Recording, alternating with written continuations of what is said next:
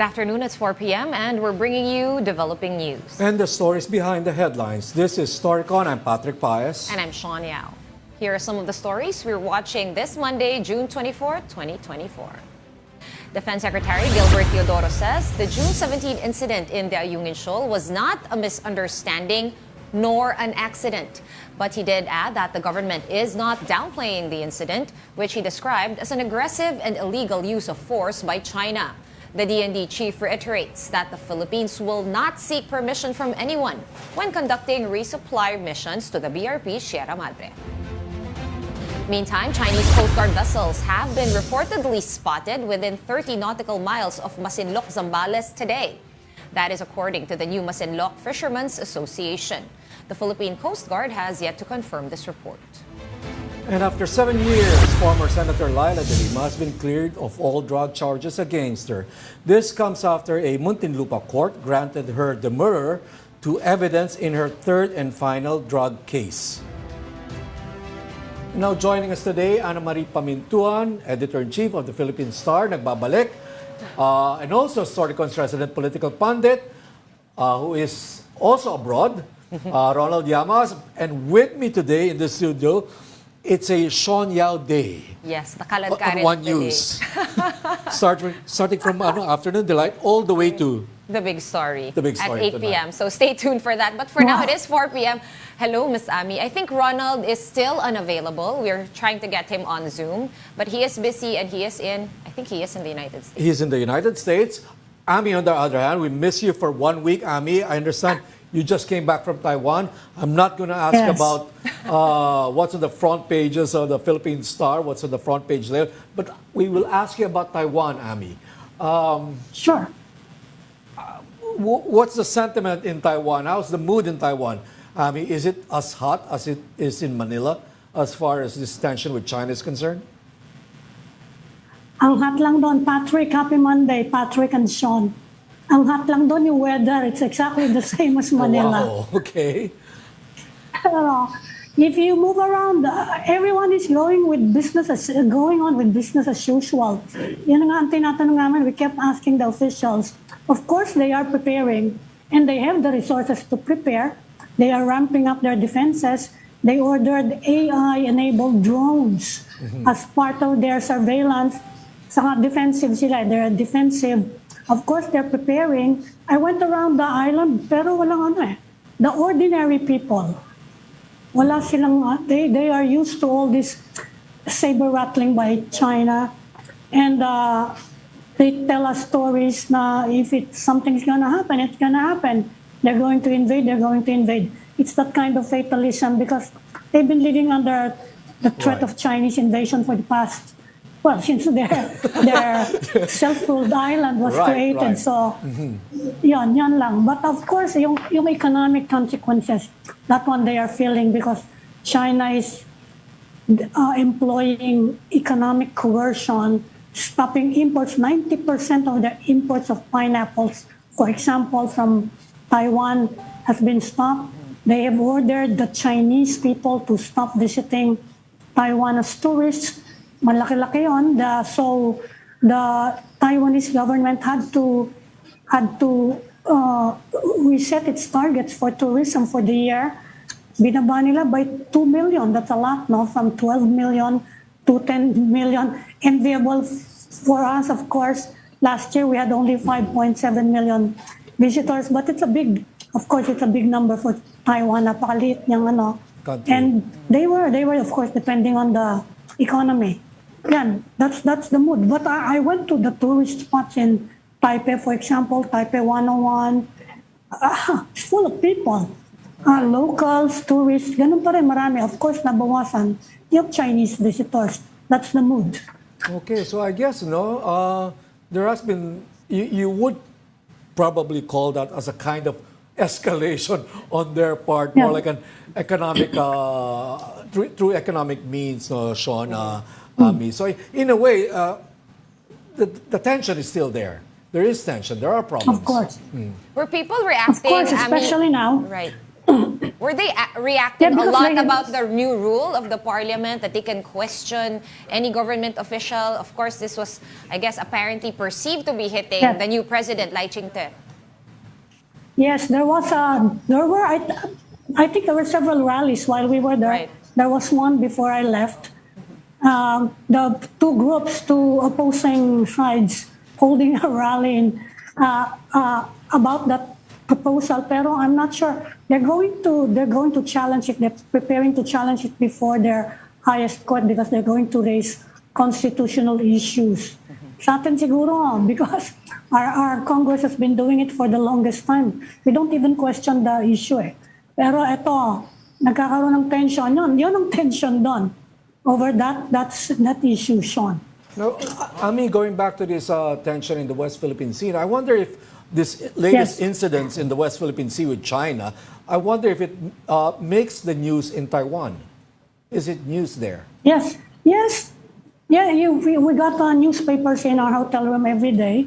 And there was almost always, siguro, almost all the time, there's a story about the Philippines.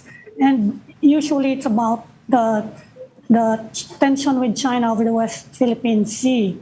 So, of course, they are interested, and of course, they realize that among their friends, yun na nga sinabi sa amin, ng mga officials nila, among their friends in the international community, of course, the Philippines is located closest to Taiwan, so malapit siya na. There are strong ties between us. Okay. We were watching a while ago with Sean, the press conference earlier today in Malacanang by the Defense Secretary, Gibo. I wonder if you were able to watch it, Ami, because we can't help but notice it's a complete walk back from the Yes. earlier press conference of the Executive Secretary, Lucas Bersamin, on 2 points. Number Yes. one, I know he went off script, the Executive Secretary, when he called it a misunderstanding. He was responding to a question from a reporter. But the second thing is, there was mention of announcing those supply missions. Now, Gibo Tridore is saying, no, there won't be any announcement. What do you make of this, Ami? Actually, it looks like a follow-through on what President Marcos said, no, na siguro kinokorek din because of that statement from E.S. Bersamin, ang lakas ng reaction ng mga tao, no? Coming on the heels of that video na talaga nakakashock. Sa Taiwan ako, na-shock ako eh. Mga axe-wielding Chinese, no? Pirates, Siguro, tawag nila. and yeah, the President Marcos already said na it doesn't mean acquiescence. So parang follow-through to nung sinabi ni President Marcos, tong statement ni Gibo na no, it was not just a misunderstanding.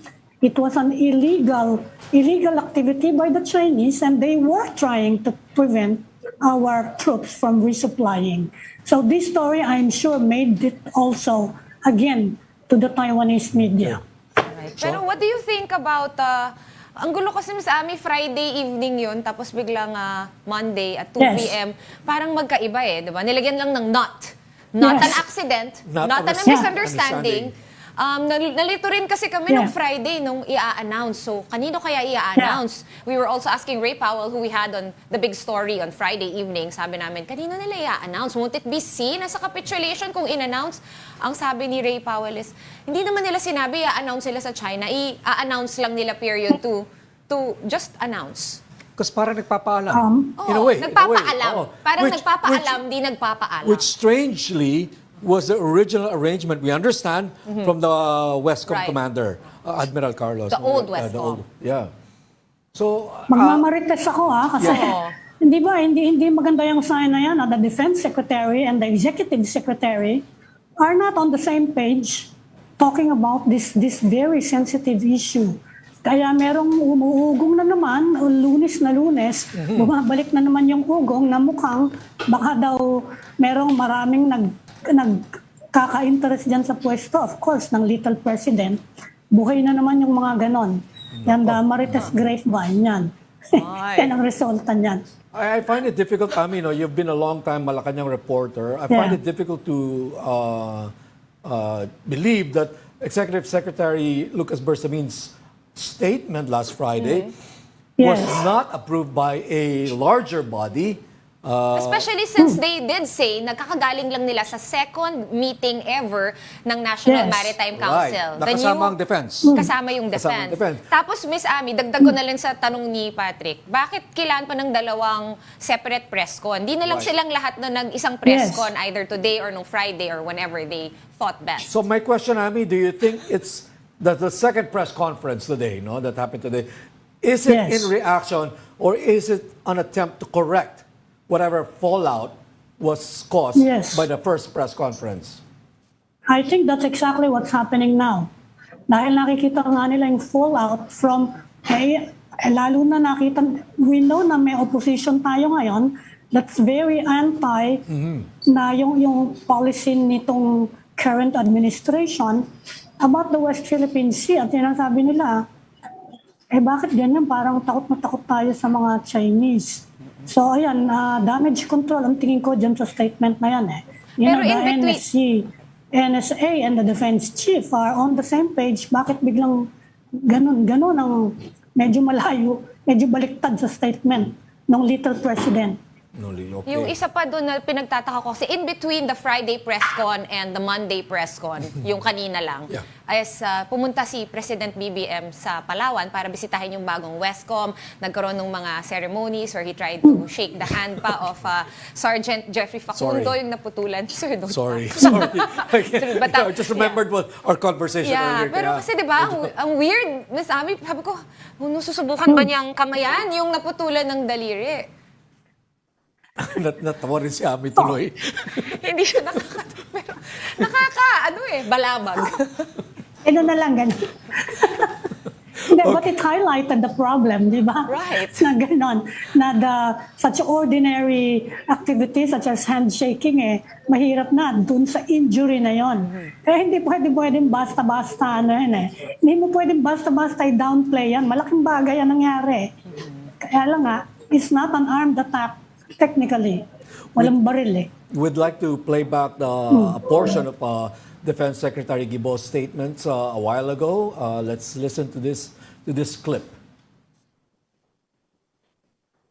After our visit to our troops in Palawan yesterday, where the President personally talked to the troops involved in the RORE, we have now come to to the conclusion that it was not a misunderstanding or an accident. We are not downplaying the incident. It was an aggressive and illegal use of force. We, however, continue to find peaceful solutions to this issue, as pointed out by the President. So clearly, the misunderstanding, Is between them. yes, could apply to Tapos nadamay the tayong lahat. Executive Secretary's Office and the Defense Department. So parang ganun, I guess... May palusot naman, di ba? Yung statement ni Gibo, meron namang statement na after they talk to the troops. Right. Di ba? Baka naman si E.S. Bersamin kasi, preliminary pa rin yung kanyang report, napanood lang niya yung at may nagsabi na ganito, biglang na-ambush ng mga Right. Well, it was not an ambush interview, pero ibig ko sabihin, sinubukan ka ng question ng mga media. Talagang Ganun talaga You have to say ang sabi. something. Kaya Kaya to say something, kulang pa ng kulang pa ng facts, pwede nyo na sabihin ng Malacanang. Kaya di ba dapat under the mas okay? circumstances. So wouldn't it have been better kung hinantay nila hanggang today, after nung trip to Yeah. Palawan, bago nagpa-press con at kompleto silang lahat doon, lahat nung nasa National Yeah. Maritime Council or nasa task force. Yung kasalanan niya ng media, tanong ng tanong. Oh, yeah. Alam natin yan Marami, di ba? Minsan, pero kasalanan ba ng media na magtanong? I think in managing the Trabaho messaging, natin dapat hindi na sumasagot ganon. Yun. Magagalit naman. Kailangan namin ng anong Ayun, statement nyo, oo. di ba? Considering that, sobra naman yung viral yung video Ito pa na isa yun. pa ng reason Diba? bakit nag-viral. Kasi si E.S. Bersamin, nung Friday press ko, medyo hindi yata nag-sit well with a lot of people yung kanyang reaction doon sa nangyari nung June 17 sa Ayungin Shoal. Ito, pakinggan ulit natin in case you missed it. No, Well, this was probably a misunderstanding or an accident. We are not yet ready to classify this as an armed attack. I don't know kung yung mga nakita namin is mga bolo, axe, nothing beyond that. Okay, so It was that laugh. the executive secretary was responding to a follow-up question from the reporter. No, to be fair, misunderstanding was not that the word misunderstanding was not part of the official statement that was read by the Yes. executive secretary. Ganun. Siguro hindi nila sanay amin, no? Si former Saka Chief may operative Justice. word naman dun sa sagot niya, probably, di ba? Probably. Sabi niya, probably, and at this point, we are not yet ready to classify it as an aggressive, As an armed Kaya attack. may merong kulatilya. Oo. Kaya, Hindi Pero kasi- syempre tayo, no? Okay. Immediate, yun ang naispatan natin Yeah. kagad. Misunderstanding. Diba? Yeah. Ganun. I think most... Pero most actually, I beg to differ. Ang Carry una ko word. napansin is we are not yet ready for an armed Yes. attack. Actually, mas nag-stand out yun sa akin. was that part of the official statement or it was part of the Q&A? It was part of the Q&A pa rin. It was part of that same sentence where he said it was probably not a misunderstanding, it was probably an accident, we are not yet ready for an armed attack. Ang sa akin naman, ang nag-stand out dun sa statement, Ami, no, sa prepared statement is that they will inform or they will make an announcement kung kailan gagawin itong resupply mission. So, no? Kasi it's like saying na magpapaalam. Of course, that wasn't the word that was used, but in effect, right? You're announcing to the world that you will when you will conduct the supply mission. Pero yun nga yung I think yung bone of contention since wala masyadong detalye, magpapaalam ba tayo o magpapaalam lang tayo? At meron bang difference yun? Well, at least- Pag tinanong mo kasi nanay ko may difference. Yeah, but Sean, remember, even that part, binawi. Binawi. Binawi Yes. na ngayon. Binawi na ngayon. So it's a recognition na medyo sablay din yung Yung statement statement. na yun. Right? Right, Ami? Hindi tayo magpapaalam. Clarify na rin yan today. Na hindi tayo magpapaalam. We will not tell them when we are resupplying. Well, in the meantime, dagdag ko lang, meron kaming minomonitor ngayon na meron daw monster ship na spotted near Ayungin, monster Chinese ship. Kaya tinitignan natin ngayon. By monster Ay, Chinese ship, yan ba yung pinakamalaking Coast Monster Guard? Chinese ship. Yeah. Yung Yes. tawag nila, the monster. The monster. Yeah, na undertaking intrusive patrol, quote unquote, intrusive patrol sa Ayungin. Okay, let's So yan bring... yung minomonitor natin ngayon. Okay, Ami, Sean, let's bring into the discussion our resource, international studies expert, Renato De Castro. Prof, welcome back to the Storycon. Thank you very much for bringing me back. Our pleasure, Hi, Professor. Professor, Okay. hi. Uh-huh. Professor, napanood Hello. niyo ba yung 2 p.m. press con ni Defense Secretary Gibo Teodoro? Yeah, I just watched it. You just Very powerful, magnificent. What makes you say that? There's no more element of panic. Rather, we see more of efforts to balance. And of course, we see a powerful degree of resolve, element of resolve. So a better crafted statement than the one we heard Friday, Professor? Well, the one last Friday is really more of a recommendatory. So, of course, now we see the answer. I guess, I'm assuming that the President spoke through the Defense Secretary, the Acting Secretary of the Department of Foreign Affairs, and, of course, the National Security Advisor. So, again, we have to understand, the task of the National Maritime Council is to recommend. And, of course, the President has basically, in a way, addressed its recommendation and, of course, showing to us that the buck stops with the President. But, of course, the President did not say it. He had to articulate it through the 3 key members of the cabinet that, of course, have to do with defense, foreign policy, and national security. So you see the symbolism of the fact that the press conference was conducted by our foremost diplomat, or of course the military, represented by the Department of National Defense, and of course the National Security Advisor, which is the alter ego of the president when it comes to national security matters. I did notice though, Professor, that the DFA did not actually get a chance to speak. Is there something to read into there? Hindi siya nagsalita, nandun siya. Right, more of symbolism. Because at this point in time, the message being sent, this is a military defense matter. So this is within the turf of the Secretary of National Defense, but nevertheless, her presence is indication that the element of diplomacy is there to support whatever, of course, the Department of National Defense would do. But to be fair, Professor, Professor, even before, di ba, parang wala tayong masyadong naririnig sa DFA kasi when it comes to this matter, what do we make of it? If we're looking for usually the DFA would have a more sober statement, normally very diplomatic yung wording, but there was none of that this time around since the June 17 incident. You think they're still busy crafting, like really being careful? Ano bang nagyayari kaya? Well, I think they've already filed a diplomatic protest on the side.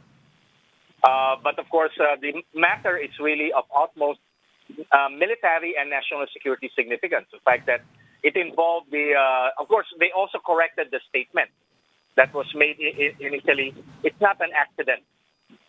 No, it is, of course, a deliberate Professor. act by the Chinese leadership. Yes. Yes, Professor, by way of self-defense, how do our forces defend themselves from, acts and axe-wielding foreigners and ano pa yung dala, bolo. How do you defend yourself from that? Hindi nga natin alam how we will defend ourselves from water cannon. Although high pressure yun, it should be considered a weapon actually. Well, if you look at what happened last June 17, have you watched the coverage of the Indian press? They go back to what happened in 2017. I think it was in May or spring of 2017 when, of course, you have a clash between the Chinese and Indian forces at the camp, right? The Chinese were carrying gloves with iron spikes, and of course, the Chinese trained in self-defense techniques. So it resulted to the death of 35 Indian troops, including the commander of that Indian forces.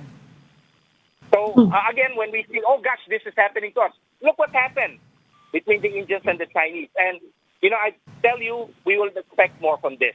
Okay, Because yes. the Should we Chinese- that's the Galway skirmishes? Yeah, so Professor, I meant to ask if whether in June 17 in Ayungin Shoal, did the Chinese just gray zone our Navy SEALs? It was a calculated deployment of knives, axes, and spears, short but of using armed weapons and guns. Yeah, but they did not use it. They were just intimidating us. Sooner or later, of course, they will start using it. So, my advice is, let's look at what the Indians did. The Indians also have to prepare. If it has to be hand-to-hand, then we have to prepare. Of course, they have the numbers. That's basically why they are so emboldened. So we have to think of better tactics. Right, but Professor, again- from that incident though, marami kasing namatay. May namatay on both sides, the Indian side, the Chinese side. If papunta na nga tayo doon because hindi natin mareresolve to, should we then prepare ourselves na casualties are Yeah, of going course. to come? Yes, I believe we have to. No, Okay. But of course, ang we're tanong, into a fine line. do we Excuse me. also arm ourselves with axes and Yun. axes and Padahan bladed na lang talaga, weapons? no? No. Hindi No. kasi No. Professor, Yeah. a bladed weapon is a weapon, whatever you say. Di ba? It's a bladed weapon, it's confiscated at the airports. It's a weapon. So, Professor, Hindi yes. naman yung pambalat ng pinya or whatever. Professor. I excuse me, mean, Annie. kailangan din ba magdala yung mga natin, mga SEALs natin, kahit Coast Guard, it's civilian. Kailangan ba magdala din sila ng ganyan para lang hindi siya being armed encounter kung sakali. Na it's in self-defense. May dala-dala silang kutsilyo saka itak di magdadala din kami. Pwede ba 'yon? No, we don't. Excuse me, we don't. We have our own martial art. We have our own martial art. Okay. Eskrima. Okay, we don't need, you can need pan knives, and we could also use rattan sticks. Kali, Yes. Arnes, Oh, right? pwede. Arnes, we have our AI. Yeah. Yeah, we have to prepare. Unarmed and armed. Okay, kasi ang isa pang napansin, Professor, ng mga tao, di ba, na wala ngang, kumbaga yung mga Filipino, they're Navy special operatives, so they're expected to have guns, but none was used, so... Exactly, Professor. My point being, mukhang sinadya ng mga Chinese Coast Guard na I'm sure maraming baril to, mas maraming baril to. Oo, No? for sure. Sinadya nilang magdala lang ng mga kutsilyo against our Navy SEALs who are, I'm sure, armed with weapons, guns. Is it because... Excuse me. Pero mukhang sinadya Yes. nila hindi maglabas. Excuse me. Yes. They're not armed. Those assault rifles were inside boxes. Okay. Okay. So they were not armed. They were Right. not armed. Oh. Pero, Kaya diba- hinihingi natin, Yes. Kaya hinihingi natin yung mga weapons because they were still disassembled. They were inside packages. They were supposed to be, assault rifles that will be delivered to the personnel. So our SEALs were not armed. They were unarmed. Okay. That's clear. But this whole thing of Chinese Coast Guard personnel being armed with knives is this gray zone in a way? Because how do you respond to provocations from an enemy that is not armed with guns? Again, we don't need to. Do you remember the press conference conducted at Palawan, where you have the Philippine Navy spokesperson, Commodore Roy Trinidad, saying that the Chinese are waiting for us to use our firearms. Exactly. That was the And point I was once trying to make. We use our firearms, then they would use overwhelming firepower. That is how they've always played the game. Right. With the Indians in 1962, they expect the first sight to fire the arms, then they would overwhelm you. Okay. They did it against the South Vietnamese in 1975 at the Paracel. They also did it against the Vietnamese in March 1987 or 88. I cannot remember the exact year. They will wait for you to fire. They would intimidate you. Once you fire, they'll use overwhelming firepower and mass and overwhelm you. Okay, so that is clearly the Chinese tactic in this, Professor. That's what Yes. you're saying. Yeah. How should the Philippines respond then? Of course, we have to defend. We have to train our personnel when it comes to armed and unarmed combat, but we should never fire the first shot. Because that would be falling into the trap that they want us to fall into. Yeah. That's what you're Okay. saying. Now, speaking of Yeah. those guns na ide-deliver dapat no, sa BRP Sierra Madre, Professor, AFP Chief of Staff Browner has already said nung una niyang press con na he wants to get those guns back. But as of today, parang wala pang any proposal as to how we even begin to getting those guns back. As far as I know, we're not really talking, at least publicly, with China or diplomatically, parang kumbaga puro sulat-sulat lang. How do we even get our guns back? I think through diplomacy. We have to get it through diplomacy. That's where the Department of Foreign Affairs would have stepped in. Okay. Do you think we'll ever get them back? I don't know. I don't know. I have simply no idea. Fair enough. Okay, Professor, I wonder if you can confirm this bit of information. Were Filipino soldiers detained and kept in detention for hours after this incident? I have no idea. You have to ask the Coast Guard spokesperson, Commodore J. Tariala, or the Navy spokesperson. I'm not privy to that information. Ano ba yung rules doon, Professor, on confiscation? Kasi wala naman silang pinangahawakan. How can they confiscate stuff from us? Na tayo naman, meron tayong pinangahawakan na ruling based on an international treaty. Ano bang rules dyan? Well, sabi nga ni General Romeo Browner, they're acting like pirates. Pirates. It's piracy. Yeah, piracy. So kung ganyan piracy, can we file a complaint against them? And where do we file that complaint? It's piracy. Kinuha nila yun, ninakaw nila yun. it's piracy. It's the international community that will have to deal with them. Yes. Yeah, There we are some announced to the world, quarters though that don't believe that it's actually piracy because piracy is for personal gain, and this daw Yeah. does not technically, super technically in lawyer speak, does not fall under that, Professor. Na hindi siya technically piracy, but it's like an illegal act of something like that. Let's see. It's the knives. Yeah. I think Can we say metaphor that? came from that. You're right. no? When I saw those Chinese Coast Guard wielding battle Right. axe, Right. I said, probably they don't look like pirates. They look like Vikings. Medyo. Remember Viking. movie? Pareho din Vikings, yun. But no, the Vikings will pillage you. Pillaging, so kung ayaw natin Yes. pillaging. Yeah, Well, pillaging. they took away our guns, Yeah. so They took some pwede, backpacks of pwede. food, yeah, and cell phones as well.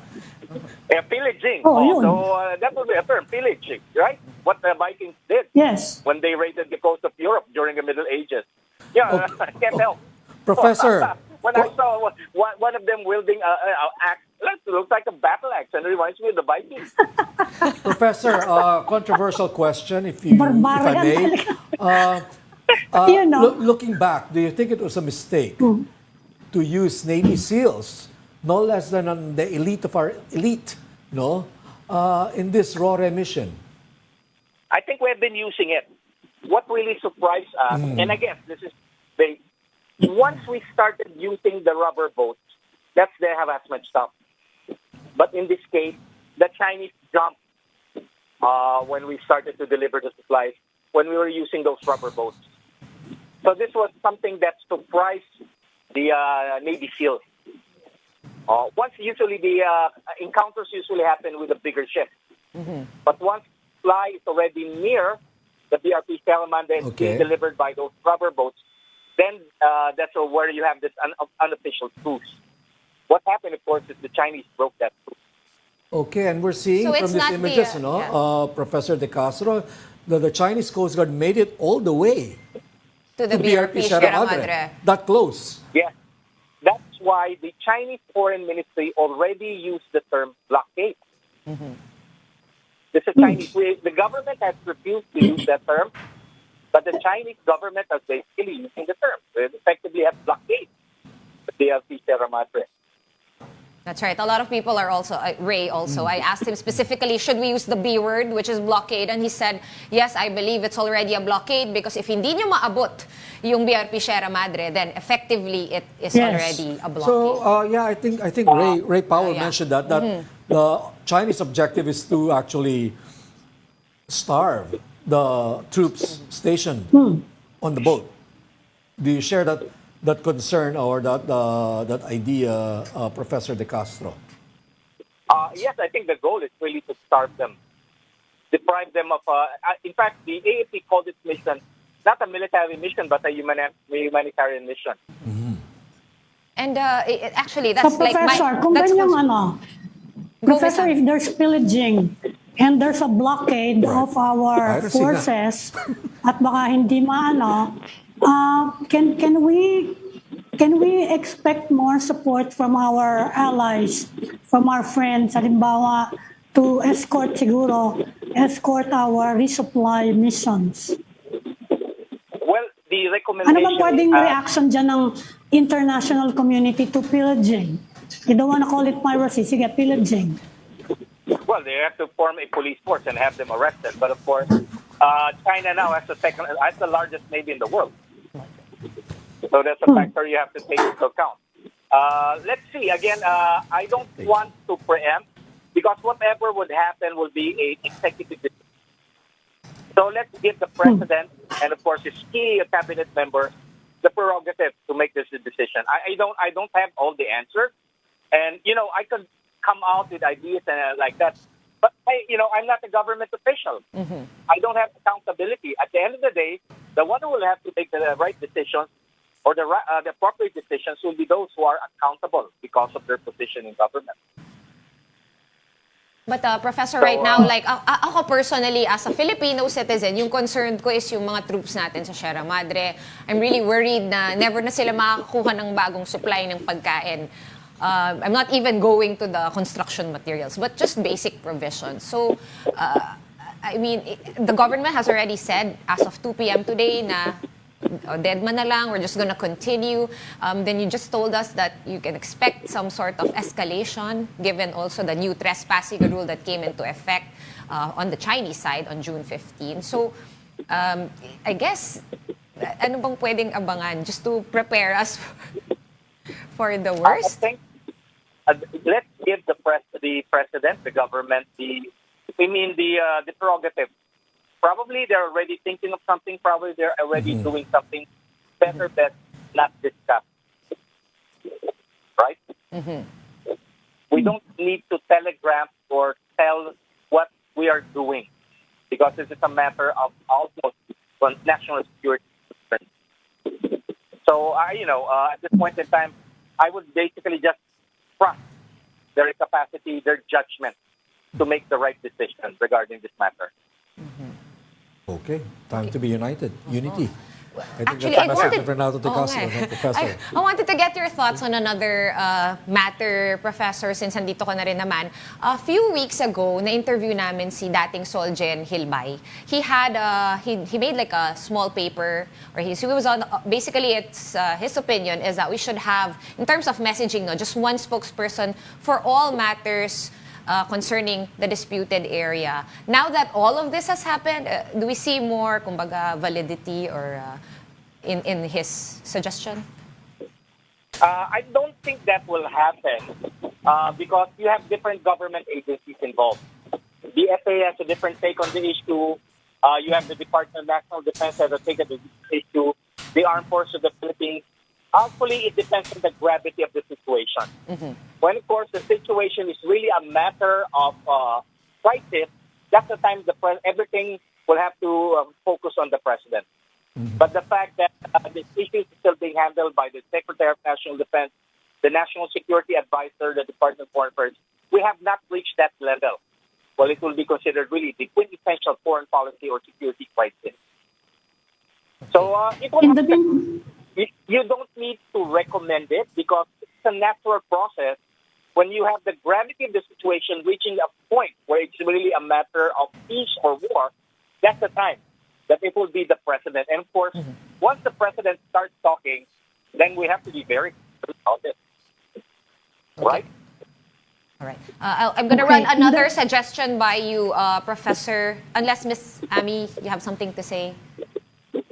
Yeah, in the meantime, Professor, China is protesting. Well, they filed a formal protest against our petition for the extension of our continental shelves. Can you give us more insights into this issue? Kasi medyo naguguluhan niya iba dyan eh. Well, kasi part siya ng natin sa UNCLOS eh. No, through the July 12, 2016 arbitral ruling, the ruling basically states the waters the waters of the West Philippines and South China Sea are international waters. Yes. They're not Chinese territorial waters. So we have our 200-mile nautical exclusive, 200-mile nautical miles exclusive economic zone. Then, of course, we are also entitled under UNCLOS for from the 200 nautical miles to the edge, we're entitled to another 160 nautical miles extended continental shelf. When we have, of course, merit entitlement dun sa seabed. Doon na lang sa seabed. So it has to do with underwater mining. Okay. So at this point in time, we still don't have the technology, the companies that can do underwater, undersea mining. So it is for future generations of Filipino. So what we did is simply an exercise of being a member of the United Nations Convention of the Law of the Sea. And of course, China, assuming that China is a responsible member of the international community and more importantly, the United Nations Convention of the Law of the Sea, would understand. But instead, China has basically filed a protest and telling the committee to reject, which is actually a rightful exercise of a member of the United Nations Convention of the Law of the Sea. Vietnam basically already... Can China base its protest on a law that it refuses to recognize in the case of the arbitral case, the arbitral ruling. No, of course. First of all, this is about China, no? China is a member of the United Nations Convention that it is blatantly Yes. violates UNCLOS. The mere fact it's claiming, a vast expanse of the South China Sea on the basis of the 9-dash line is a violation of UNCLOS. And at the same time also ignores the arbitral tribunal. That is the nature of the animal. That's the nature of China. Okay. For China, what Okay. matters is might, not right. Might, not right. Okay. What about reputation, Professor? Because the other suggestion, this one comes from Attorney Gibo from the UP Marine Institute. Sabi niya, tanggalin daw natin lahat na lang ng Chinese ambassadors. Would that be wise? Would that just serve to inflame them some more? Or make this issue even hotter than it is? And bring it to a whole new level of... Take them out to jumpstart diplomacy again, right? That's what he's saying. Yes. No, So it's not to... Yes, thank you for clarifying Yeah. that. Well, I would just advise, instead of declaring, the ambassador person on that, why not just withdraw our ambassador from Beijing? Right? Just And what would be withdraw. the difference of that? Recalling our ambassador versus tatanggalin natin yung mga ambassador nila dito? Oh, first of all, they only have one. That's the Chinese ambassador. So the process there, of course, is I guess I watched the press conference conducted by my good friend, Professor Gibo. Ang take ko, sabi niya, i-declare personal ng data. But of course, it will have implications on our diplomatic relations. What we do, is just withdraw, downgrade our representation in Beijing. So we don't need to declare the Chinese ambassador persona non grata. The Chinese government will probably react by also withdrawing their ambassador. So we will have the same effect. But of course, this will also affect yung diplomatic relations natin. Wouldn't people say, ay nako, you're sa, duwag nyo, tinanggal nyo pa yung ambassador nyo? What I'd like to know, Professor De Castro, is that, when something happens in the West Philippine Sea, we usually hear on the Chinese side, we usually hear from their Department of Foreign Affairs, from their foreign ministry. From their foreign ministry. In the case of the Philippines, it's usually the defense and security officials that give statements. Shouldn't we be hearing more from the DFA on this matter? We do. The DFA, of course, in fact, had, what's the term for this? They had called the Chinese ambassador for consultation every now and then. And the Chinese ambassador would send his DCM. Hindi lang sila mahilig mag-presscon, I think. Ayaw nyo. Laging mahabang Prof, statement. gusto namin presscon para may tanong, di ba? Para may visual. Mas maganda pwede siguro yung Q&A. sagot, Ami. Hindi. Pero Professor, pag nag-downgrade tayo, if we downgrade our ties with Beijing, anong impact nun sa economic Yes. economic partnership Good natin? We question, still have an Professor. economic partnership with China, and in fact, some of our business groups have already expressed concern kung anong impact nga nun with our trade with China and all this. Marami pa sila. They are heavily involved in our infrastructure development and a lot of disagree other with you. aspects of economic activities. I disagree with you. The Chinese are not involved in our infrastructure project. It's Japan. It's Japan that's funding youth in their infrastructure project. The Chinese are not involved in any major No, yung infrastructure funding project. yan funding. No, you're talking No, about no. funding. I'm talking about Chinese companies actually involved in the construction of our infrastructure. Pati nga tong kalye malapit sa Philippine Star Chinese company, it's a Chinese company. Well, but They I think are involved in our infrastructure and development. But the funding is not coming from China. It is probably the Okay. Chinese companies that have No, been it's not contracted funding. by- Yung kumpanya talaga nila mismo. Well, I guess, Professor De Castro, Ami's question is the economic fallout from fighting with China, for example. I mean, I understand Chicken Joy comes from China.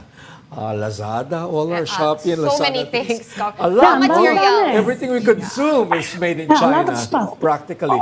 So, when Professor, we Our fall- supply chain. If we fall into that, then we're paralyzed. This is what the Chinese gain, to make us economically interdependent with China. Yes. So that we will always beg with China, deal with China on bended knee. So the goal there is slowly, of course, decouple Diversify, Decouple. not decoupling, diversification. Diversification. Diversification. Yes. Do you think, that's what I wanted to ask you next, Professor, do you think we have diversified our sources for all our economic goods that used to come from China? Meron na ba kayong napapansin that we're really getting from other sources and actively, like talagang with impact, na masasabi natin, okay lang mawala yung China kasi kumukuha tayo sa blank? May ganun ba? Have you seen the statement of the Trilateral Security Summit last April? Japan, U.S., and the Philippines. Yeah. You're talking It about talks the about Luzon Economic Corridor? Not only that, the so-called restructuring of the supply chain. That's a message that we have to slowly diversify our economic Yes. relations with China Okay. and look at in terms of improving our economic relations with Japan, the United States, Australia, South Korea, and even India and Taiwan. Okay. So it will take some time.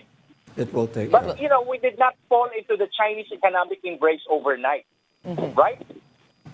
So it's only about a couple of years, probably during the time of the Yes. Duterte administration, when we started talking about being totally economically dependent on China. But before that, but still remember the policy of the late President Benigno Aquino up to 2016. As much as possible, let's not become economically dependent on the Chinese. But of course, in the last 6 years of the Duterte administration, you always have the mantra that China is an important economic partner, China is now the most important trading partner, and we'll fall into that mantra. So it's time to possibly look at the possibility that we could diversify. Yeah. Okay, Professor Actually, Renato. that's exactly what Taiwan is also doing dahil they are heavily dependent on the Chinese market and their exports heavily dependent. Yan din ang ginagawa nila. They are diversifying because they are feeling China's economic coercion. Even Australia is doing the same. They are diversifying. So I guess it could Japan. become a trend. Yeah, and Japan, of Japan. course. Well, yeah. And even India. So all of those countries are diversifying at the same time.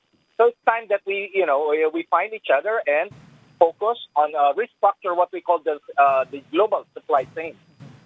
Yeah, to be Yes. fair, share ko lang din na I do have some businessman friends that they are already diversifying their getting their raw Yes. materials. Instead of puro China, kahit mas mura, kahit konting mas mahal sa India, they're already diversifying para lang daw Yes. sure. Because they don't know what's going to happen.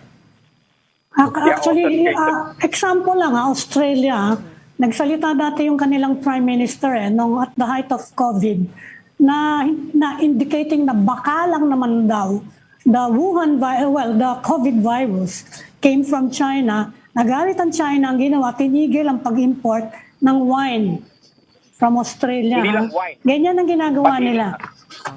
Yes. Hindi lang wine, pati rock lobster, iron ore, and even Yes, lobster. Yes. Mm. Okay. Kaya So again, nawala yan. Go ahead, Professor. So, diversifying does not mean the end of the world. It means that we develop greater diplomatic, political, and economic leverage against Yes. China's predatory interdependence. Predatory interdependence. Yes. China uses interdependence to really put countries on the defensive. Okay, so that means the couple first before we break diplomatically, Yes. right? Okay, thank That- you. yes. Thank The you timing is for crucial. thank you for your time, International Studies expert Professor Renato De Castro. Thank you very Thank you, much. It's Professor. been very engaging talking with you. As Okay. usual, Have a great always. We evening. feel the same way, Professor. Thank you so much. Okay, bye. Good night. Thank you. Okay, time for a break. Time for a break. Okay, we're Do we going to pause still want a for break or we go straight? control. Control. Go straight. Go Okay. straight. So what's your takeaway? My takeaway there is that it's gray zone, the Chinese. This whole armed with knives, Yeah. axes, and sabi nga nila, spear pa, no? Yeah.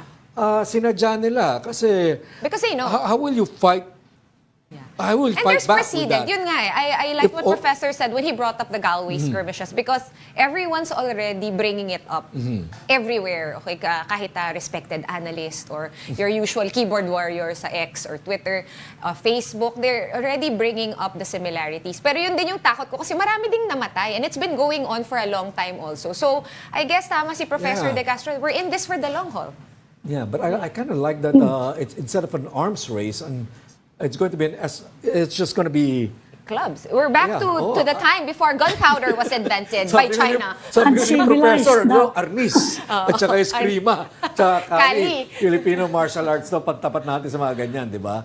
And we have a lot of martial tradition here in the Philippines na of our own. What do you think, Ami? Tinanong ko yan eh.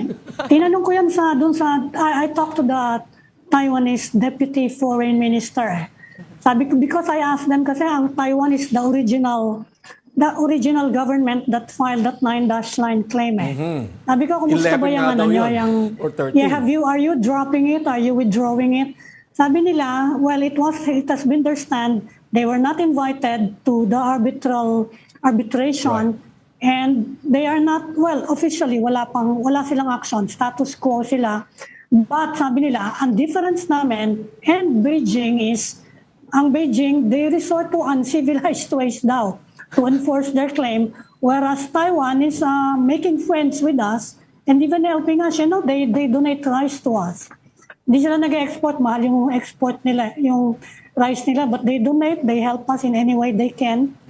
And kahit nung COVID, sila yung tumutulong sa atin, they stress that na magkaiba yung namin. And in relation to that diversification, sinabi din yun ng foreign minister, we are no longer relying on the Chinese market. So Buti maybe pa ang Taiwan. our policymakers should also think about it. Right. To We should start actively moving. disengage from the Chinese market. But you know, the spears, tsaka the knives, at least there's a chance we can fight achieve back. parity Yes. with China. I agree with you. Kasi talong tayo pagka-weapons at missiles ang kaya natin pinag-uusapan. pantayan. Diba? Pero when it comes to real military hardware, I think it will take some time before we are able to catch up with China. The largest navy in the world, though, in terms of number of vessels, right? And all that modern technology that they're already assuming. I think they would probably be second or next to the United States in terms of military power. They are. And maybe not far behind pa nga, pero tayo very far behind. Parang it's a matter of, okay, mas malaki yung fleet nila, pero kulang sila ng aircraft carriers. It's just Kulang a matter practice, medyo mahina daw yung bakal na technology gamit. nila, Yeah. oo, ganyan. Pero kung pana Walang lang at saka kutsilo, kaya. interoperability.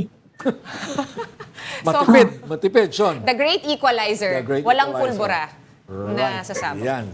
Okay. Saka may problema pa diyang isa, pag gumamit na sila ng mga submarine dyan sa Ayun. South China Sea. Kailan ba tayo? Di ba Kasi magkakaroon din naman tayo nagkaroon in the future? In the future. Sa Horizon 3 pa yata nakaschedule Right, yun. in principle. Oh, medyo matagal It's pa been yon. approved. Pero yan, submarine. Isang issue din yan na-report nung nasa Taiwan ako, na may na-detect na Chinese submarine approaching Yeah. Taiwan. Isa pa rin yung They- pinaproblema they- We nila. reported on that Bakit? here. Yung kailangan siyang i-tow back, di ba? Tapos nandun na lang siya sa Yes. surface. Apparently, it was ordered to surface within Taiwan's Taiwan. territorial waters. So as a show of force or to intimidate, I guess. But there's Taiwan. another like a narrative that's going on in social media. I don't know how true this is, pero yung sinasabi nila is actually yun lang nasiraan siya. Eh. Kaya Nasiraan. palabas lang nila Oo. na pinilit daw mag-surface doon, but yung totoo daw is Nasiraan. nasiraan siya at kailangan na niya mag-surface. Kasi, nasiraan talaga. Mas yun ang actually mas matunog na teorya Okay. doon. Kasi otherwise, hindi magpapadetect yung mga yan. Yun. Di ba? Oh. Thank you so much, Miss Ami, on that final note. Thank you for joining us Yeah. as usual on And welcome Storycon. back, Ami. And welcome nice, back. Nice to Thank see you you. again. Thank you. Thank you. Happy Monday, Sean and Patrick. Happy Monday. Mahaba-haba pa ang linggo. Ami Pamintuan, Editor-in-Chief of the Philippine Star. And just like that, 5 o'clock na. Join us on Storycon din pala. On Storycon again tomorrow at 4 p.m. I'm Sean Yao. I'm Patrick Paez. We are One News, all sides, all the time. This is the Story Conference Group or the Storycon Group.